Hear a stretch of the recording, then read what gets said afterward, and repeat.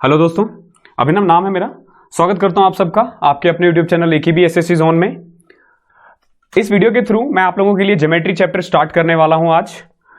इससे पहले मैंने कंप्लीट अर्थमेटिक अपलोड कर दिया है। एक चैप्टर बच रहा है टाइम एंड डिस्टेंस के लिए, जिसमें बेसिकली रेस वगैरह से रिलेटेड क्वेश्चंस होते हैं। वो भी मैं आपको जल्द से जल्द प्रोवाइड करने की कोशिश करूंगा। फिलहाल अर्थमेटिक कंप्लीट हो चुका है मेरी तरफ से, एक चैप्टर रह रहा है। 13 चैप्टर अपलोड किए जा चुके हैं और एडवांस के लिए 2 चैप्टर कंप्लीट किए जा चुके हैं और टोटल इन सब चैप्टर में 85 प्लस वीडियो अपलोड किया जा चुका है, जिससे आप एक तरह से यू कैन से कि आप 60 to 70% सिलेबस कवर अप कर लोगे। और यकीन मानो सिर्फ 2 महीने हुए हैं इस चैप्टर को इस चैनल को स्टार्ट हुए। 2 महीने में आपने इतना कुछ कर लिया है, तो आने वाले दिनों में आप सोच सकते हो कि आपको और कितना कुछ मिलने वाला है। इस चैप्टर के थ्रू हम ज्योमेट्री स्टार्ट करेंगे। पहले मैं आपको बता देता हूं ज्योमेट्री चैप्टर में कैसे करवाने वाला हूं। तो देखो, सबसे पहले हर एक टॉपिक ज्योमेट्री को मैंने काफी सारे पार्ट में डिवाइड कर दिया है। जैसे कि सबसे पहले मैं आपको बताऊंगा लाइंस एंड एंगल्स के बारे में, फिर मैं आपको बताऊंगा ट्राइंगल्स के बारे में, देन फिर मैं आपको रेक्टेंगल के बारे में बताऊंगा। रेक्टेंगल में जितने भी होते हैं क्वाड्रिलेटरल, यू कैन से क्वाड्रिलेटरल में जितने भी होते हैं, रेक्टेंगल हो गया, स्क्वायर हो गया, जितने भी आ जाते हैं वो सब मैं आपको इसमें बता दूंगा। और फिर हम सर्कल्स करेंगे। इस तरीके से ज्योमेट्री में जितने भी पोर्शन है वो सब मैं आपको प्रोवाइड करवाऊंगा। अब किसी भी टॉपिक को स्टार्ट करने से पहले से, अगर मैं लाइंस एंड एंगल स्टार्ट कर रहा हूं इस टॉपिक से पहले, मैं आपको एक वीडियो इस पे प्रोवाइड करवाऊंगा जिसमें बिल्कुल थ्योरिकल पोर्शन होगा। उसमें मैं आपको सिंपल थ्योरी बताऊंगा कि कैसे स्टार्ट, मतलब लाइंस एंड एंगल्स के बारे में जितने भी थ्योरिकल कंसेप्ट होंगे वो सारे आपको प्रोवाइड किया जाएगा। उसके बाद मैं आपको एक वीडियो प्रोवाइड करवाऊंगा जिसमें लाइंस एंड एंगल्स के कुछ क्वेश्चंस होंगे। फिर ऐसे ही जब हम ट्राइंगल स्टार्ट करेंगे, तो जैसे ट्राइंगल का जो पहला वीडियो होगा वो आपको कंप्लीट ट्राइंगल के बारे में बताएगा कि ट्राइंगल क्या होता है, कितने टाइप्स होते हैं, कैसे एंगल्स होते हैं, सिमिलरिटीज क्या होता है, कॉन्ग्रुएंसी क्या होते हैं, सेंटर्स क्या होते हैं ट्राइंगल के, ये सब कुछ। और उसके बाद पहली वीडियो के बाद जो मैं दूसरी वीडियो ट्राइंगल के लिए अपलोड करूंगा उसमें मैं आपको पर्टिकुलर सर्कम सेंटर के बारे में बताऊंगा। फिर मैं एक वीडियो पे इन सेंटर बताऊंगा, फिर मैं एक में से ऑर्थो सेंटर और मीडियन सेंट्रॉइड इन सब के बारे में बताऊंगा। एक वीडियो में सिमिलरिटीज और कॉन्ग्रुएंसी के बारे में बताऊंगा। यानी कि इस तरीके से छोटे छोटे वीडियोस होंगे। 20 से 30 मिनट का एक वीडियो होगा जिसमें कुल मिला के आप किसी भी टॉपिक से रिलेटेड 10 से 15 क्वेश्चंस करोगे। इस तरीके से आप ट्राइंगल कंप्लीट करोगे। फिर ऐसे ही हम रेक्टेंगल करेंगे, ऐसे ही सर्कल करेंगे। और जब एक बार ये कंप्लीट चैप्टर कवर हो जाएगा, यानी कि complete topic basic theoretical portion cover हो जाएगा और थोड़े थोड़े क्वेश्चंस, उसके बाद मैं आपको एक मास्टर वीडियो प्रोवाइड करूंगा ज्योमेट्री, जिसमें 150 प्लस क्वेश्चंस होंगे। 150 प्लस, ध्यान रखना, ये आपने सही सुना है, 150 प्लस। ये मैं मान के चल रहा हूं अभी 4 से 5 घंटे की वीडियोस होगी, वो आपको प्रोवाइड करवाऊंगा। और इन सब में ज्योमेट्री चैप्टर में मैं मान के चल रहा हूं कि आपका 15 से 20 दिन लगेगा, 15 डेज। अगर आप डे 1 से इसको फॉलो करते हो तो यकीन मानो 15 दिन बाद आपके अंदर बहुत ज्यादा चेंजेस आ जाएगी ज्योमेट्री के लिए। क्योंकि बहुत बच्चों के साथ क्या होता है कि आप ना वही चीज पढ़ते हो जो एग्जाम्स के लिए इंपॉर्टेंट है, लेकिन उसमें क्या होता है ना कि आपको अब जो बेसिक कंसेप्ट है वो छूट जाता है। मैं कोशिश करूंगा कि ज्योमेट्री में कुछ भी ना छूटे आपके लिए, आप बस फॉलो करते रहो। 20 से, मैं मान के चल रहा हूं अभी मैं स्टार्ट करने से पहले 20 प्लस वीडियोस बनेंगी ज्योमेट्री के लिए। कोई बड़ी बात नहीं है ये 30 तक पहुंच जाए। आई होप समझ में आ गया होगा आपको ज्योमेट्री हम कैसे स्टार्ट करने वाले हैं। तो ज्योमेट्री की पहली वीडियो में हम लाइंस एंड एंगल्स के बारे में बात करेंगे। आज मैं आपको लाइंस एंड एंगल्स का थ्योरेटिकल पोर्शन बताऊंगा। ध्यान रखना, इसमें सिर्फ और सिर्फ थ्योरी बताया जाएगा आपको, सिर्फ और सिर्फ थ्योरी। तो यू कैन मतलब आप सोच सकते हो, समझ सकते हो, थोड़ा सा बोरिंग हो सकता है ये क्लास बिकॉज की थ्योरी पोर्शन है, बट सुन जरूर लेना इसको। अगर आप इसे देख लेते हो उसके बाद आप प्रैक्टिकल क्वेश्चंस पे पहुंचते हो ना, तो बहुत हेल्प मिलेगी। पर्सनली मैं अपने बारे में बताऊं तो आई स्कोर्ड 192.5 इन मेंस। और मैं क्या करता था, एग्जाम से ठीक पहले सिर्फ थ्योरी पढ़ता था, क्योंकि थ्योरी अगर आपको आता है ना तो आप आराम से उसको एग्जाम में यूज कर सकते हो, प्रैक्टिकली आप उसको यूज कर सकते हो। तो आई होप आप पूरा वीडियो देखोगे, एंड तक देखोगे और हर एक वीडियो देखोगे। नो मैटर आपका लाइंस एंड एंगल्स कितना अच्छा है, आप देख लो, 20 मिनट में कुछ नहीं जाता है, 20-25 मिनट में आप बहुत कुछ सीख जाओगे। ये था लाइंस एंड एंगल्स के बारे में जो मैं अब स्टार्ट करने वाला हूं। चलते हैं, फिर शुरू करते हैं। तो ब्लैंक पेज है क्योंकि मैं इसमें लिखूंगा, जितने भी चीजें मैं आपको बताऊंगा इसमें, उन सब के बारे में लिख के बताऊंगा कैसे। देखो सबसे पहला जो चीज है वो है पॉइंट। पॉइंट के बारे में आपने सुना होगा कि ये पॉइंट होता क्या है। पॉइंट को हम हिंदी में कहते हैं बिंदु। और एक और चीज, क्वेश्चंस भले ही इंग्लिश में होंगे लेकिन मैं हर एक पॉइंट कोशिश करूंगा कि आपको हिंदी में भी बता सकूं, तो थोड़ा बहुत कोऑपरेट करना, आपके लिए इजी हो जाएगा समझना। तो देखते हैं पॉइंट क्या होता है। देखो बेसिकली यू कैन से, ये जो कर्सर आप देख रहे हो ना, ये जो देख रहे हो, ये जो हिल रहा है, ये पॉइंट है एक तरह से, पॉइंट, ठीक है। ये ना जहां स्टार्ट होता है वहीं पे खत्म हो जाता है एक्चुअली पॉइंट। ओके, पॉइंट का डेफिनेशन आपसे कोई नहीं पूछता है। पॉइंट के बारे में आपको क्यों पता होना चाहिए? देखो पॉइंट, एक पॉइंट से ना कुछ चीजें आपको ध्यान रखनी है। एक पॉइंट से कितनी भी लाइनें खींची जा सकती है। ओके, कितनी भी लाइंस खींची जा सकती है। ओके, कितनी भी लाइन एक पॉइंट से खींची जा सकती है। अगर आपसे कभी भी, कई बार थ्योरेटिकल क्वेश्चन आ जाता है कि एक पॉइंट से कितनी लाइन ड्रॉ किया जा सकता है, तो भैया इसका आंसर होगा इन्फिनिटी, अनगिनत। और दो पॉइंट से सिर्फ एक लाइन खींची जा सकती है। हमेशा ध्यान रखना कि दो पॉइंट को मिलाकर सिर्फ आप एक लाइन खींच सकते हो, दो नहीं खींच सकते। ओके, दो पॉइंट से हमेशा सिर्फ और सिर्फ एक लाइन खींच पाओगे। अगर एक ही लाइन में कई सारे पॉइंट्स है, तो they are called collinear. Collinear मतलब होता है जो सेम लाइन में होता है, कोलिनियर। ओके, आई होप समझ में आ गया होगा क्या है ये। अगर एक ही लाइन में कई सारे पॉइंट है, से ये ए पॉइंट है, ये बी है और ये सी है, तीन पॉइंट है, ये लाइन है ए सी पे तीन पॉइंट है, A B and C, you can say A B and C are collinear. I hope आपको पॉइंट समझ में आ गया होगा क्या होता है। तो ए बी सी क्या है? कोलिनियर पॉइंट है। तो तीन चीजें पता चल चुकी है आपको अब तक पॉइंट के बारे में। फर्स्ट, एक पॉइंट से कई सारी लाइनें खींची जा सकती है। दो पॉइंट से सिर्फ एक लाइन खींची जा सकती है। और अगर एक ही लाइन पे कई सारे पॉइंट्स है तो दे ऑल आर कोलिनियर। ये सारे क्या हैं? यानी यू कैन से points lies in same line is called collinear. I hope समझ में आ गया होगा। अब तक मैंने एक चीज बताई नहीं, मैं भूल गया बताना। जैसे कि ट्रिग्नोमेट्री में आपने एक रजिस्टर यूज किया था, मैंने आपको बताया था स्टार्टिंग में ही कि एक रजिस्टर यूज करो, जो नए नए पॉइंट्स आते रहते हैं उस पर राइट डाउन करते रहो। ऐसे ही ज्योमेट्री के लिए भी आपको एक रजिस्टर बनाना है, छोटा सा बनाना, 5 या 10 रुपए का, जो 10 रुपए का एक रजिस्टर आता है पतला सा, वो बना लेना, या फिर A4 शीट भी यूज कर सकते हो। और जैसे जैसे आप थ्योरेटिकल पोर्शन पढ़ते रहते हो उसको वहां लिखते रहना। जब आप एक ही जगह पे सारे पॉइंट्स लिख दोगे ना, तो रिवीजन करने में बहुत आसानी होती है। और उस रजिस्टर का सबसे ज्यादा यूज होता है एग्जाम से एक दिन पहले, 2 दिन पहले। मैं तो वही पढ़कर जाता था, तो आपके लिए भी अच्छा रहेगा। चलो, पॉइंट समझ में आ गया होगा आपके लिए। अब देखते हैं लाइन क्या होता है। लाइन, ओके, इसको हम हिंदी में रेखा कहते हैं। ओके, लाइन, जब आप दो पॉइंट्स को मिला देते हो तो ये लाइन है। और लाइन देखना, लाइन का कोई एंड नहीं होता। और ए और बी जो है ना, ये एक तरह से यू कैन से कि ये लाइन सेगमेंट है, रेखा खंड। ओके, जब आप, जिसका एंड है यानी कि ए से लेके बी तक है, तो आप इसको क्या बोलोगे? Line segment. ओके, हिंदी में हम बोलते हैं इसको रेखाखंड। रेखाखंड क्या होता है? जिसका एंड है एक्चुअली में, बट लाइन का कोई एंड नहीं है। ओके, ये लाइन है, ये लाइन है, ध्यान रखना। ये क्या है? ये लाइन है। ये क्या है? ये लाइन सेगमेंट है। और अगर मान लो एक साइड एंड है और दूसरे साइड नहीं है, तो हम उसको बोलेंगे रे, यानी कि किरण। आई होप आपको समझ में आएगा क्या है। ये लाइन है, ये लाइन सेगमेंट है। लाइन सेगमेंट में का एंड होता है रेखाखंड, और रे होता है यानी किरण, एक पॉइंट पे एंड होता है, दूसरे पे पॉइंट, दूसरे का कोई एंड नहीं होता। तो इसीलिए देख सकते हो ये एक रे जा रही है जो दोनों साइड जा रही है, और ये क्या है आपके पास? लाइन है। ओके, नाउ एक पॉइंट पे जब कई सारी लाइनें जाती है ना, कई सारी लाइनें पास हो रही है, यू कैन सी, देख रहे हो ये कितने सारी लाइनें हैं ना, तो इन सबको हम बोलेंगे कनकरेंट लाइन। क्या बोलेंगे हम इसको? कनकरेंट। ओके, जब एक ही पॉइंट से कई सारे लाइंस पास हो रहा हो तो हम उसको क्या बोलेंगे? Concurrent lines. आई होप समझ में आ गया होगा। दो लाइन जब ठीक एक दूसरे के आमने सामने हो ना, आमने सामने, तो हम इसको बोलते हैं पैरेलल लाइंस। ओके, हिंदी में शायद समरेखिक टाइप का कुछ कहते हैं। मेरा थोड़ा सा हिंदी में कुछ प्रॉब्लम आती है, मैं धीरे धीरे कोशिश करूंगा उसको दूर करने की, बट अभी के लिए थोड़ा बहुत आप कोऑपरेट कर लेना मेरे साथ।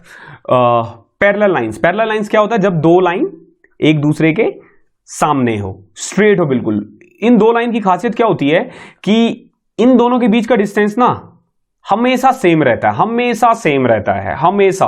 जैसे मान लो यहां से यहां इसकी डिस्टेंस 4 सेंटीमीटर है, तो यहां पे भी 4 सेंटीमीटर होगी। अगर आप इसको आगे लेके जाओ ना तो भी क्या होगी, ये 4 सेंटीमीटर ही होगी। आई होप आपको समझ में आ गया होगा ये क्या है। पैरेलल लाइंस क्या होता है, जब दो लाइन एक दूसरे के ठीक आमने सामने हो। जैसे अगर आप एक छोटा सा एग्जांपल ले लो, तो घर पे अगर आप जिस रूम में बैठे हो, एक छत को देखो जो आपके ऊपर एक रूफ है, और एक फ्लोर को देखो, तो फ्लोर और रूफ यू कैन सी एक दूसरे से पैरेलल है। आई होप आपका घर नॉर्मल वाला घर होगा, क्योंकि देखो मैं पहाड़ पे रहता हूं और हमारे यहाँ क्या होता है कि घर जो होता है थोड़ा सा टिल्ट टाइप का होता है, तो पानी ऊपर जमा ना हो इसलिए थोड़ा वो टिल्ट टाइप का होता है, ताकि बारिश के दिनों में पानी बह जाए। लेकिन अगर आप प्लेन्स में रह रहे हो तो वहां पे घरें मैक्सिमम ऐसे ही बनती है कि वो एक दूसरे से पैरेलल हो। तो आई होप आपको समझ में आ गया कि पैरेलल लाइंस क्या होती है, जब दो लाइन एक दूसरे के सामने हो। इसके बाद आ जाता है परपेंडिकुलर। देखो परपेंडिकुलर क्या होता है, इसको हम बोलते हैं परपेंडिकुलर लाइन। क्या इसको हम बोलते हैं परपेंडिकुलर लाइन। इसमें क्या होता है ना, दो लाइन जब एक दूसरे को टच करता है ना, वहां पे वो 90 डिग्री का एंगल बनाता है। क्या बनाता है, 90 डिग्री का एंगल बनाता है। इसको हम क्या बोलते हैं, परपेंडिकुलर लाइन। आई होप आपको समझ में आ गया क्या है। जैसे आप एक जमीन पे एक खंबे को देखा होगा, खंबे बिल्कुल स्ट्रेट है, बिल्कुल खंबा जो है बिल्कुल स्ट्रेट होता है जमीन से, और यू कैन सी कि वो 90 डिग्री का एंगल बना रहा होता है, तो जो खंबा है वो जमीन से परपेंडिकुलर है। आई होप समझ में आ गया होगा। जैसे आप एक बॉटल रखते हो तो देखो बॉटल बिल्कुल स्ट्रेट रहता है, तो यू कैन सी कि जमीन से जो बॉटल है वो 90 डिग्री का एंगल बना रहा है, तो वो क्या है, वो परपेंडिकुलर है। आई होप आपको कंकरेंट समझ में आ गया होगा। एक लाइन से जब एक पॉइंट से जब बहुत सारे लाइन पास हो रहे होते हैं, पैरेलल जब आमने सामने हो, परपेंडिकुलर जब 90 डिग्री का एंगल बना रहा हो। तीसरा होता है चौथा होता है ट्रांसवर्सल लाइन। देखो जब दो पैरेलल लाइन को कोई एक लाइन टच कर रहा हो ना, तो यू कैन से कि ये क्या है, ये ट्रांसवर्सल लाइन है। ये जो एक लाइन जैसे L1 है, L2 है, L3 है, तो देखो L2 parallel to L3। Okay, ये ध्यान रखना, पैरेलल का साइन है ये। ओके, ये क्या है, ये पैरेलल का साइन है। जैसे अगर AB CD लिख दूं तो इसका मतलब ये होगा AB पैरेलल टू CD। अगर मैं लिख दूं AB परपेंडिकुलर टू CD, ये परपेंडिकुलर का साइन है, ये पैरेलल, ये परपेंडिकुलर। ओके, तो ये ट्रांसवर्सल होता है। और जब आप लाइंस एंड एंगल चैप्टर कर रहे होते हो ना, तो इसका बहुत ज्यादा यूज होता है। आई होप ये समझ में आ गया होगा। मैं अभी बताऊंगा कि ये क्या है, तो यहां तक कोई दिक्कत नहीं है। अब हम बात करेंगे एंगल्स के बारे में। जब कभी भी दो लाइन कभी मिलता है ना एक जगह पे, तो उनके बीच में ना हमेशा एक एंगल फॉर्म होता है। इसको हम हिंदी में कोण कहते हैं। जब कभी भी दो लाइन पर्टिकुलर एक पॉइंट पे मिले ना, हमेशा वो एक एंगल बनाएगा। उसको हम क्या बोलते हैं, एंगल। मतलब जहां पे भी मिलता है तो पर्टिकुलर इनके बीच का जो डिस्टेंस है, यू कैन से, इसको हम डिग्री में मापते हैं, और ये डिग्री क्या है, ये एक्चुअली में एंगल है। इसको हम एंगल कहते हैं। अब एंगल के कई सारे टाइप्स होते हैं। ब्रीफ मैं बताऊंगा आपको यहां पे, ब्रीफ यानी कि छोटा छोटा करके बताऊंगा, थोड़ा थोड़ा, ताकि आपको समझने में ज्यादा दिक्कत ना हो। पहला है जैसे acute angle. Acute angle, acute angle को हम हिंदी में कहते हैं न्यून कोण। देखो न्यून का मतलब होता है 90 से कम, यानी कि अगर कोई एंगल 90 से कम है, लेस देन 90 डिग्री, तो वो क्या है, एक्यूट एंगल। दूसरा होता है ऑब्ट्यूज एंगल। देखो ऑब्ट्यूज एंगल क्या है, अब जैसे मान लो दो लाइन मिला, ये 70 डिग्री बना रहा है, 90 से कम है, तो ये एक्यूट है। लेकिन अब मैं मान के चलता हूं इस लाइन को एक्सटेंड कर देता हूं, अब इस लाइन को देखूंगा तो ये 110 बना रहा है, तो ये वाले जो एंगल है ये है ऑब्ट्यूज एंगल। उसको हम हिंदी में बोलते हैं अधिक कोण। अधिक कोण कह लो या अधिक कोण कह लो, बात वही है। ये होता है greater than 90 degree. Then third जो पॉइंट आ जाता है वो आता है राइट एंगल। राइट एंगल को हम हिंदी में कहते हैं समकोण। समकोण का मतलब होता है 90 डिग्री। आई होप आपको समझ में आ गया होगा कि राइट एंगल क्या होता है। फोर्थ है रिफ्लेक्स एंगल। देखो रिफ्लेक्स एंगल क्या होता है, जैसे ये एक एंगल बन रहा है, ओके, ये एक पर्टिकुलर एक एंगल बन रहा है ना, तो अगर इस पोर्शन को छोड़ दो तो ये वाला जो एंगल है ना, वो क्या है, रिफ्लेक्स एंगल है।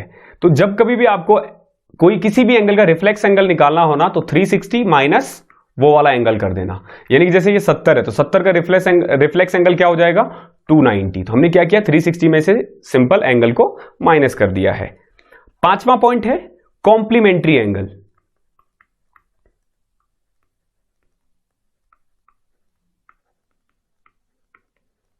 इसको हम हिंदी में कहते हैं समपूरक कोण।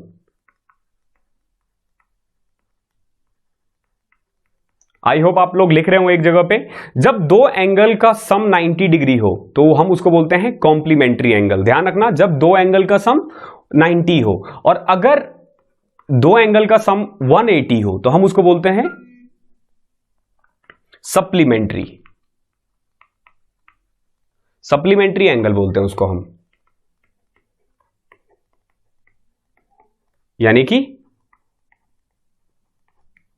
पूरक कोण। जब a प्लस बी किसके इक्वल होगा?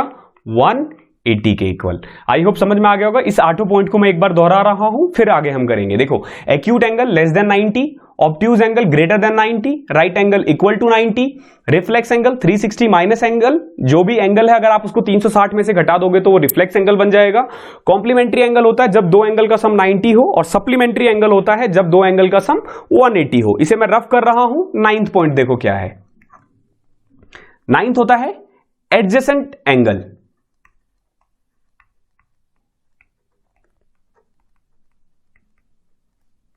इसको हम हिंदी में कहते हैं आसन्न, आसन्न कोण। ओके, देखो क्या है, यू कैन से ये ए है, ये बी है। ए और बी ना, यू कैन सी कि एक ही लाइन पर है, एक ही लाइन पर है, या फिर यू कैन सी कि एक कॉमन साइड है। जब कभी भी दो एंगल का एक कॉमन साइड हो तो हम उसको एडजेसेंट एंगल कहते हैं। जैसे मान लो मैं इसको आगे बढ़ाता हूं तो यहां पे सी बी है। ध्यान रखना, ए और सी एडजेसेंट एंगल नहीं है, बी और सी है। ओके, ऐसा नहीं है कि दो, ये तीन भी हो सकता है। से ए और बी एडजेसेंट हो जाएगा, बी और डी एडजेसेंट हो जाएगा। इस तरीके से एडजेसेंट होता है basically angle having common side. साथ, एडजेसेंट का मतलब वो एक तरह से साथी हो गया, आसन्न, जो मेरे साथ बैठा हुआ है, जो मेरे साथ बैठा हुआ है, यानी कि वो क्या है? Adjacent angle. फिर होता है लीनियर पेयर। लीनियर पेयर होता है जब एक ही लाइन पे कई सारे एंगल बना रहा हो। ये देख रहे हो, इसको हम बोलते हैं linear pair. Linear pair, okay, इसको हम हिंदी में बोलते हैं रेखिक ख है ये जोड़ी। बेसिकली जैसे ये ए है, ये बी है, ये सी है, ये तीनों बेसिकली एक ही लाइन पर है ना, तो इसीलिए हम इसको क्या बोलेंगे? Linear pair. और लीनियर पेयर में ध्यान रखना कि सारे एंगल्स, चाहे जितने भी एंगल बना लो, इन सब का सम 180 ही होगा, क्योंकि देखो एक ही लाइन पे लाई कर रहा है। और एक चीज हमेशा ध्यान रखना कि एक लाइन जो होता है वो 180 डिग्री का होता है, और एक पॉइंट जो होता है यू कैन से कि वो 360 डिग्री का, क्योंकि देखो वो चारों तरफ से खुला रहता है। तो एक पॉइंट 360 डिग्री एंगल बनाएगा और एक लाइन 180 डिग्री बनाएगा। तो लीनियर पेयर मतलब है कि एक ही लाइन पे कई सारे एंगल्स बन रहे हैं। ये कितने भी बना सकता है। से यहां पे देखो, ये इधर से ये, इधर से ये, इधर से ये, इधर से ये, और ये एक लाइन है। ओके, मान के चल रहा हूं ये लाइन है, तो you can see this this this this this, ये सारे क्या है? लीनियर पेयर है। और लीनियर पेयर में सबका सम क्या होता है? 180 डिग्री के इक्वल। आई होप आपको ये समझ में आ गया होगा। इसके बाद मैं आपको जितने भी पॉइंट्स बताऊंगा बहुत इंपॉर्टेंट है। लीनियर पेयर समझ में आ गया कि एक लाइन पे जितने भी एंगल बना रहा हो वो क्या है? ए प्लस बी प्लस सी 180 डिग्री, उसका सम क्या होगा? 180 डिग्री। इसके बाद देखो 11वां पॉइंट क्या है? Angle around one point. जब आप एक ही पॉइंट के, जैसे ये पॉइंट है, ओके, मैंने क्या किया, यहां से एक लाइन खींच दिया, फिर मैंने एक लाइन खींच दिया, फिर मैंने एक लाइन खींच दिया, ऐसे कितनी भी लाइन खींच लो। जब आप इन सबको, जैसे ये एक एंगल ए हो गया, ये बी हो गया, ये सी हो गया, ये डी हो गया, ये ई हो गया, ये एफ हो गया, कितने भी बना लो, इन सबका जो सम होगा वो क्या होगा?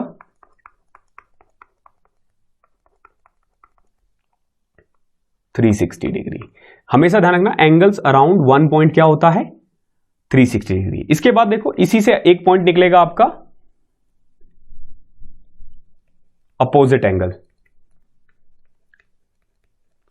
या फिर यू कैन से vertically opposite angle. Okay, vertically opposite angle. देखो वर्टिकली अपोजिट एंगल क्या होता है? जैसे देखो, ए को देखो और डी को देखो, मतलब एक तरह से देखो, ये एक लाइन जा रही है और ये दूसरी लाइन है, यानी कि जिन दो लाइन से बेसिकली ए और डी एंगल बन रहा है ना, वो दोनों कॉमन लाइन है।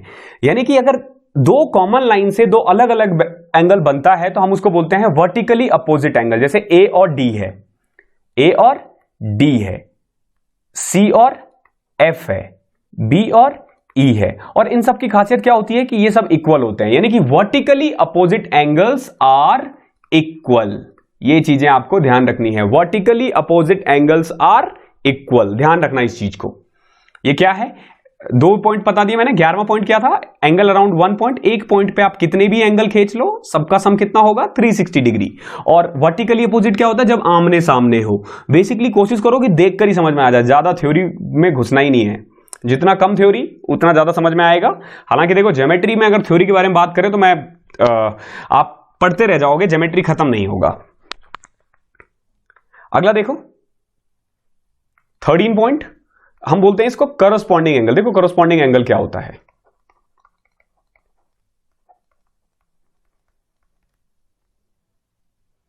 ये एक लाइन है, ओके। अब ये ट्रांसवर्सल लाइन हो गया, यू कैन सी ये ए है, ए का करस्पॉन्डिंग हो जाएगा बी, ओके। ये सी है, सी का करस्पॉन्डिंग हो जाएगा डी, ये ई है, ई का करस्पॉन्डिंग हो जाएगा एफ, ये जी है, जी का करस्पॉन्डिंग हो जाएगा एच।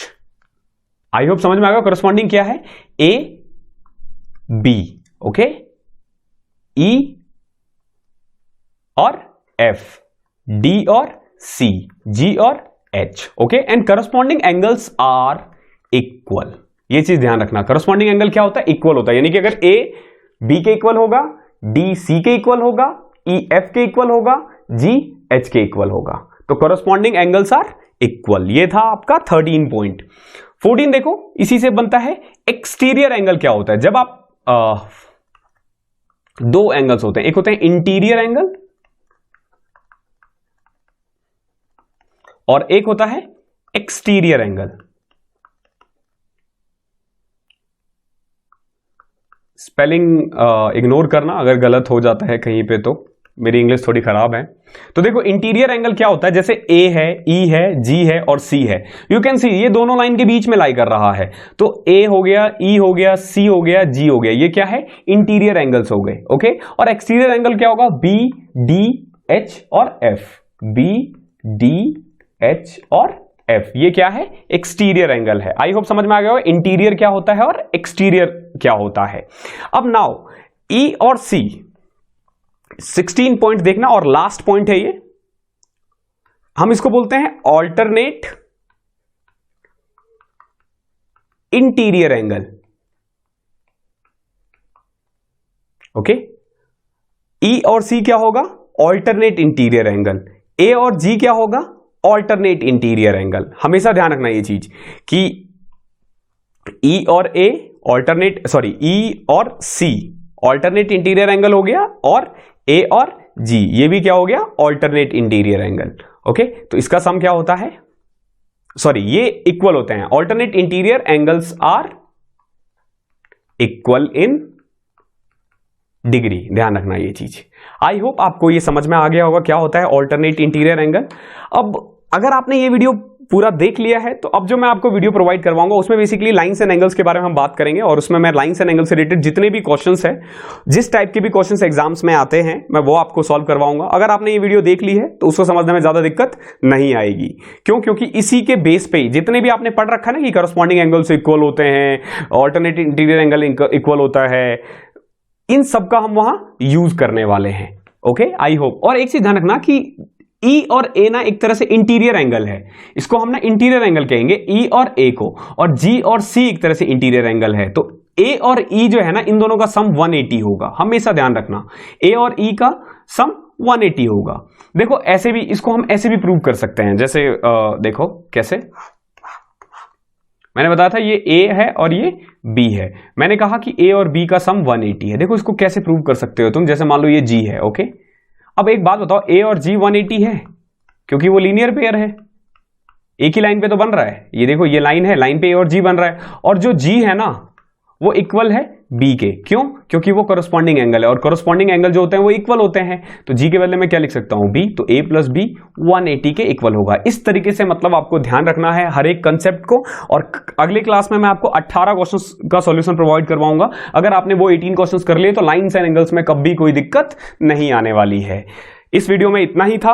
आई होप आपको पसंद आया होगा ये वीडियो। अगर पसंद आया है तो नीचे कमेंट में बता दो कैसी लगी है, और अगर आप चैनल पे नए हो और आप पहली बार देख रहे हो हमारा वीडियो तो please do subscribe the channel. नीचे लिंक है, नीचे डिस्क्रिप्शन में लिंक है व्हाट्सएप ग्रुप का, टेलीग्राम ग्रुप का, टेलीग्राम चैनल का। भैया फॉलो कर लो उन्हें। अगर आप उसे रेगुलर फॉलो करते हो तो कोई भी मैं वीडियो यहां अपलोड करता हूं तो तुरंत आपके पास वहां पे भी नोटिफिकेशन पहुंच जाएगा। और वहां पे आपको रेगुलरली एक पीडीएफ लिंक मिलेंगे जिसमें ना आपको हर वीडियो का एक लिंक प्रोवाइड रहता है, तो जो आपको बहुत ज्यादा हेल्प करेगी किसी भी टॉपिक को ढूंढने में, किसी भी वीडियो को ढूंढने में। तो आई होप आपको वीडियो पसंद आई होगी। अगर पसंद आई है तो please do like and comment also. मिलते हैं अगली क्लास में, तब तक के लिए कीप स्टडी। जैसे पढ़ रहे हो वैसे ही पढ़ते रहो, नहीं पढ़ रहे हो तो पढ़ना स्टार्ट कर दो।